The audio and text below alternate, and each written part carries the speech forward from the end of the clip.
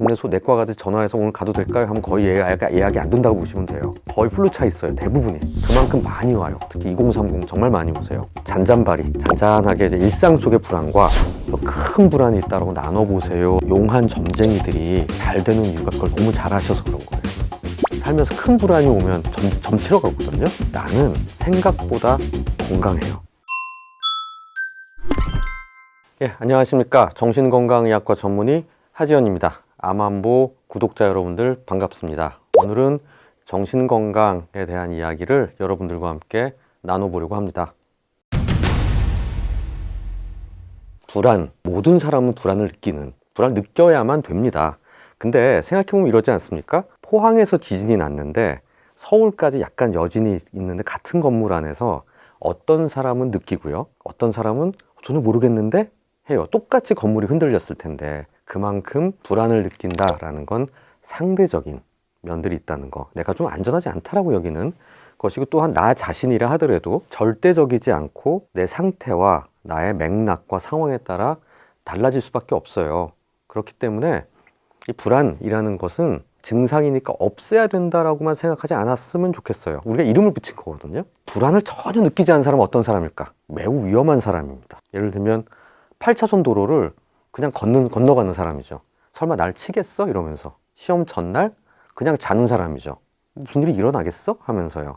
어떤 면에서는 그렇기 때문에 불안을 전혀 느끼지 못하는 것을 심리적 나병이라고 하기도 해요. 흔히 말하는 사이코패스들, 이런 사람들이 전혀 불안을 안 느끼는 사람들이죠. 자, 그 얘기는 뭐냐면요, 적당한 정도의 불안은 나를 지키는 기능을 한다. 다만 그게 불편하고 낯설고 힘든 상황이 됐을 때 우리는 이걸 증상이라고 이름을 붙이면서 불안이란 이름을 붙인 거죠. 한번 그렇게 상대적으로 생각해 보시면 어떨까 하는 생각이 들어서, 그런 맥락에서 불안은 없애야 될 것이다 라는 생각보다는 불안이 뭐지? 내가 지금 느끼고 불안이라고 이름 붙이고 싶은 건 뭐지? 라는 생각을 한번 여러분들과 함께 공유해 보고 싶습니다. 현대인이 느끼는 불안과 원시인의 느끼는 불안은 다를까? 토끼가 느끼는 불안은 다를까? 한번 생각해 보시죠. 실은 우리 몸의 관점에서 본다면, 뇌의 관점에서 본다면 똑같습니다. 물론 뱀이 느끼는 거랑 좀 다릅니다. 파충류와 포유류 넘어가면서 편도라는 게 생겼기 때문에 그 부분에서는 확연히 차이가 나지만 토끼와 인간은 구조적으로는 같다고 생각하실 수 있어요. 그러니까 원시인이 느끼는 불안과 현대인이 느끼는 불안의 증상은 같아요. 다만 원시인일 때 내지는 농경사회일 때, 그때는 세계가 참 단순하지 않았습니까? 내 계급대로 살면 되고요.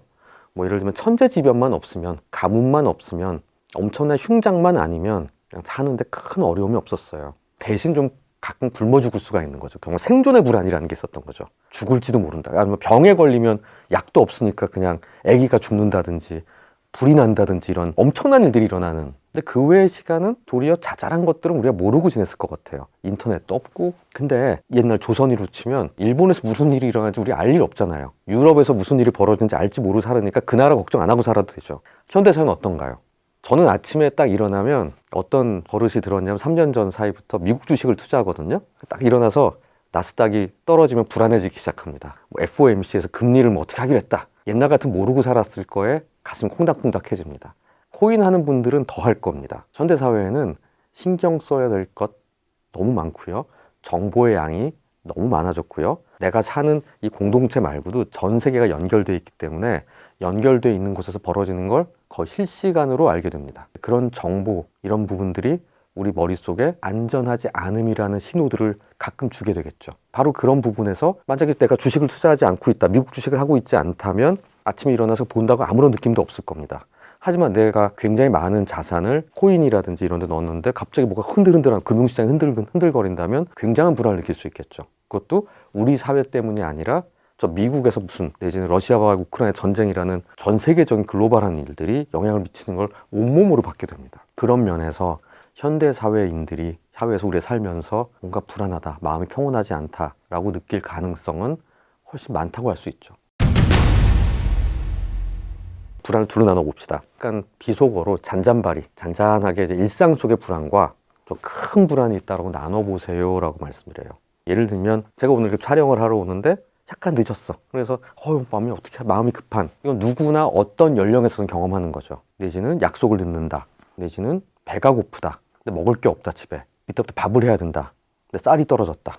어떻게 하지? 이런 불안은 그냥 일상 속에서 일어날 수 있는 친구와 사소한 말다툼이 있다. 이거는 모든 연령대가 있을 수 있는 일상 속의 불안이 있는 거고요. 그게 아닌 생애 주기별 불안이라는 게 있을 수 있어요. 용한 점쟁이들이 잘 되는 이유가 그걸 너무 잘하셔서 그런 거예요.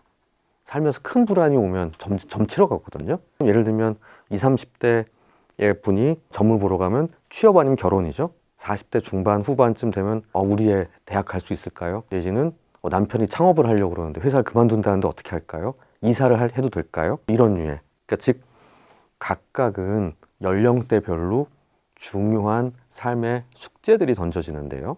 그 숙제라는 거는 생각보다 큰 숙제입니다. 큰 불안을 줍니다. 아주 멋진 말로 하면 이제 존재론적 불안이 오는 거죠. 내가 풀 수 있는 당장 예를 들면 버스를 놓쳤다면 다음 버스 타면 되고 해결되는 그런 문제가 아니라 당장 내가 해결할 수 없는 경우도 있고요. 어떤 굉장히 중요한 결정을 해야 될 수도 있는. 하지만 이 불안을 느낀다는 건요. 당신의 삶에서 지금 이게 이슈가 됐어요. 이걸 좀 생각해 볼 때가 됐어요. 라고 뭔지 모르는 내 마음 안에서 그게 신호를 주고 있다고 생각해 보시면 좋겠어요. 그게 사춘기의 반항일 수도 있고요. 20, 30대 경험하는 20대나 30대 생각하는 나는 누구인가, 사회 속에서 나는 무엇인가 일 수도 있고요. 40대 중반 넘어가면서 나 헛살은 것 같아. 60대가 되면서 내 인생은 허망해. 나는 의미 없는 삶을 산 것 같아. 아니면 건강 염려가 확 오는 것들. 80대 중반, 초반쯤 돼서 죽음에 대한 공포가 온다든지 바로 이런 큰 것들이 온다는 거를 너무 두려워하지 않았으면 좋겠어요. 왜냐하면 나만 느끼는 게 아니라 이 연령대 내지는 그런 류의 인생에 고비가 오면 그걸 경험하는 게 실은 맞아요. 그걸 무시하고 넘어가면 나중에 뒤통수를 딱 맞거나 아니면 벽에 확 부딪히는 경험을 할 수 있기 때문에 그냥 올 게 왔다라고 생각해 보시면 좋겠습니다. 자, 불안을 통제한다. 통제란 말 쓰니까 되게 무섭죠. 그러니까 흔히 이제 약간 심장이 좀 한 130회 정도로 뛰는 분들이 공황장애라고 오실 때가 있어요. 공황발작을 했어요. 공황발작 아니에요. 그냥 심장이 뛴 거예요. 부정맥이 아니라면. 불안하다는 거는, 그리고 불안을 느낀다라는 거는 내 몸이 잘 작동하고 있다라는 신호라고 보자고요. 적당히 긴장하는 거. 제가 지금 촬영하고 있으면서 무슨 일을 어떻게 하지? 하면서 살짝 머리를 계속 굴리면서 조금 긴장한 채 입이 살짝 마르면서 얘기하고 있거든요. 그러니까 머리가 잘 돌아가요. 근데 그걸 만약에 제가 완벽하게 통제하고 있으면 저 사람 말하는 건 로봇 같다? 라고 보실 수도 있어요. AI와 인간, 로봇과 인간의 제일 큰 차이는 아마 섬세한 감정 표현일 텐데 불안도 일종의 감정 중에 하나죠. 나의 안전을 위해서 만드는. 완벽하게 통제한다는 것 자체가 사실은 불가능한 일이기도 하고 필요 없는 일이기도 합니다. 저는 저랑 상담하는 분들한테 하루에 한 5번은 하는 일이 얘기가 속상할 때 속상한 것 정상입니다. 화날 때 화가 나는 건 정상입니다. 하지만 화를 내는 건 문제입니다. 라고 얘기해요. 내가 어느 순간 불안을 통제하지 못하면 폭주를 할까봐 겁을 내요. 하지만 그걸 겁을 내는 사람들은 도리어 큰 일이 벌어지지 않아요. 그런 걸 전혀 신경 쓰지 않는 사람들이 폭주를 하죠. 그러고선 네가 날 건드렸으니까 내가 때리지, 화를 내지 라고 자기 합리화를 하는 사람도 많죠. 근데 지금 이 불안에 대한 얘기네 하면서 이 유튜브를 보고 계신 분들은 도리어 너무 통제해서 문제인 사람일 가능성도 많습니다. 자, 그 얘기는 뭐냐면요. 완벽한 통제는 있을 수 없는 거고요. 로봇가 아니니까. 그리고 약간의 불안이 생기는 건 있을 수 있는 일이고요. 그리고 어느 정도 약간 불안을 느끼는 건 도리어 나에게 나를 위험하지 않게 도와주는 일이기도 하고요. 근데 자꾸 좀 뭔가 그런 걸 느낀다면 그런 게 있나 보다라고 생각을 하고 넘기면 되지 불을 완전히 꺼야 된다고 생각하지 말자고요. 그런 식으로 생각을 해보면 불안이라는 걸 그렇게 두려워하지 않으실 수 있을 거라고 생각합니다.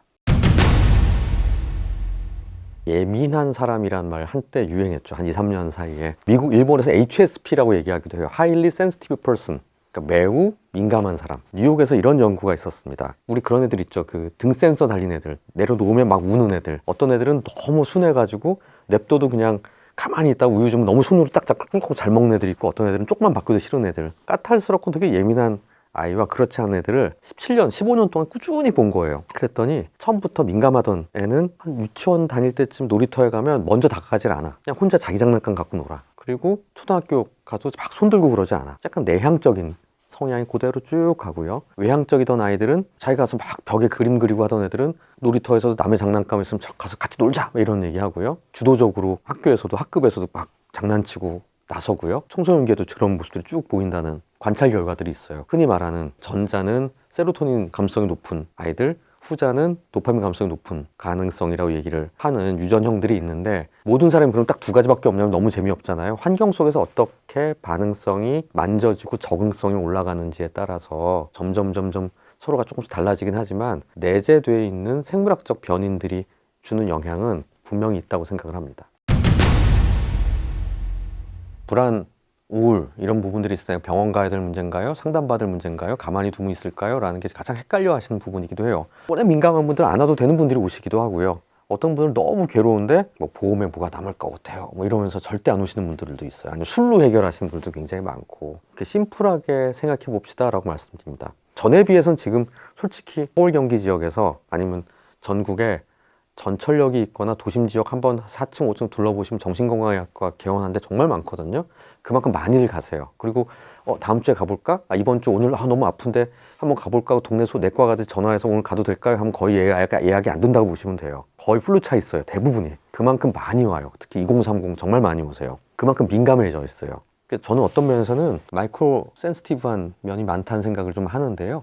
그런 걸 떠나서 제가 느끼는 병원급에서 봐야 될 문제를 무엇이냐고 하면, 먹고 자는 거 리듬이 깨지거나 일상생활을 제대로 할 수 없을 때라고 두 가지만 말씀드립니다. 내 불안이 너무 심해서, 내 우울이 너무 심해서 먹는 것, 자는 거의 리듬이 그냥 하루 정도 그러다 마는 게 아니라 일주일, 2주일 이상 확실히 문제가 생기는 일들이 벌어지고요.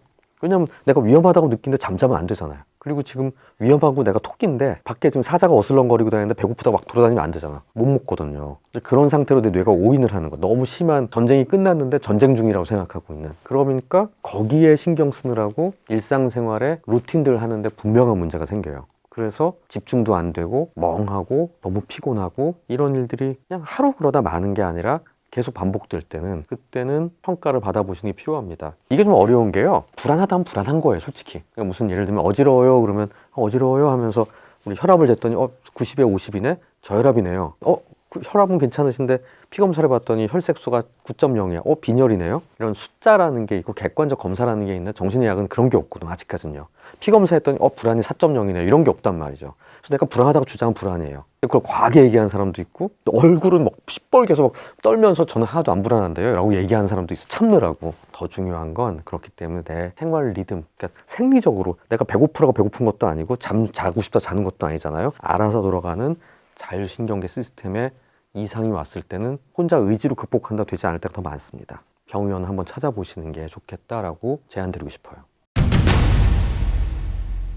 첫 번째는 낯선 것과 위험한 걸 구별하자. 실은 새로운 데를 가거나 여러분들이 보직이 바뀌거나 새로운 사람을 만나거나 새로 이직을 하면 낯설죠. 낯설다라는 게 주는 레벨이 이만큼 있어요. 진짜 위험한 게 아니라 살짝 긴장하니까 그 둘을 좀 구별해서 볼 필요가 있는 거죠. 이건 낯설어서 좀 그런 거구나, 내가 잘 몰라서 그러는 거구나 물어보고 익숙해지고 대강 여긴 이렇게 돌아가네 라고 알면 자연히 내려갑니다. 근데 내가 여기서 안 맞나 보다, 여긴 위험한가 보다, 여긴 나랑 맞지 않는 곳인가 봐, 되게 스트레스 많이 받는 것 같아, 사람들하고 나는 좀 어울리기 힘들어 라고 너무 미리 생각하지 말자는 거죠. 긴장도가 올라갔을 때. 이게 첫 번째고요. 두 번째는 일반적으로 내가 좀 불안하다고 느끼게 될 때는 대부분 피곤할 때가 더 많다라는 생각을 해보세요. 존재론적인 문제로 일반화시키지 말자는 거예요. 내 성격의 문제다, 내지는 난 여기랑 맞지 않는다, 그래서 내가 불안한 거다, 이 일은 내가 할 수 없는 거다 라고 보다는 상황적으로 오늘 피곤한 거예요. 일이 좀 많았고요, 낯설었고요, 일이 겹쳤어요, 여러 가지가. 몸 상태가 조금 찌뿌둥할 날도 있어요. 그래서 생기는 문제일 수도 있겠다. 자, 그러니까 당연히 세 번째, 너무 어렵게요, 나의 불안을 해결하기 위해서 정신분석 상담을 받아야 되겠다, 약을 먹어야 되겠다, 2박 3일 주말마다 템플 스테이 가야 되겠다, 어려운 거 생각하지 마시고 잘 먹고 잘 자자. 오늘은 좀 일찍 가서 내가 좋아하는 거 하고요, 친구 만나서 맥주 한잔 하고요, 맛있는 거 먹고요, 그리고 자요. 그럼 리셋이 돼요. 아까 제가 무너지는 게 잘 못 먹고 너무 못 자고 이런 거라면, 이게 지금 돌아가고 있으면 지금 나의 정상 범위 안에서 느끼는 불안이거든요. 그게 굉장한 힘을 줍니다. 그래서 굉장한 힘을 믿으셔야 돼요. 왜냐하면 나는 생각보다 건강해요. 근데 우리는 완벽을 지향하는 경향이 있기 때문에 살짝 뭔가 문제가 생기고 흔들흔들하면 되게 무서워져요. 굉장히 좋은 수입차 세단을 타는 사람인데 그 사람이 차에서 잡소리가 난다고 생각해 봅시다. 차는 잘 굴러가고요, 전혀 문제가 없습니다. 카센터 가도 아무 문제 없다고 해요. 하지만 거슬리긴 하겠죠. 대부분은 그런 문제가 더 많아요. 근데 우리는 그걸 잡지 않으면 이 차의 의미가 없다고 느끼게 됩니다. 큰일이 벌어졌다고 착각할 때가 있죠. 요거는 그냥 넘어가는 일이네 라고 생각하실 수 있고요. 하룻밤 자고 나면 되긴 다음날 없어질 가능성이 많다라는 생각을 해보시면 좋겠습니다. 제가 좋아하는 명언이 하나인데 쇼펜하우어가 이런 말을 했습니다. 약간의 근심과 걱정은 배의 밑짐과 같다. 배는 밑짐이 좀 튼튼하게 꽤 단단하게 있어야 흔들리지 않고 앞으로 나아갈 수 있다는 말을 요새 유행하는 그 쇼펜하우어가 그 얘기를 했어요. 근심과 걱정이라는 건 불안, 약간의 그 정도는 그냥 우리가 완전히 없으면 도리어 배가 흔들흔들해요. 우리가 안고 가는 그냥 상수 같은 느낌이라고 생각해 보셔도 좋을 것 같습니다.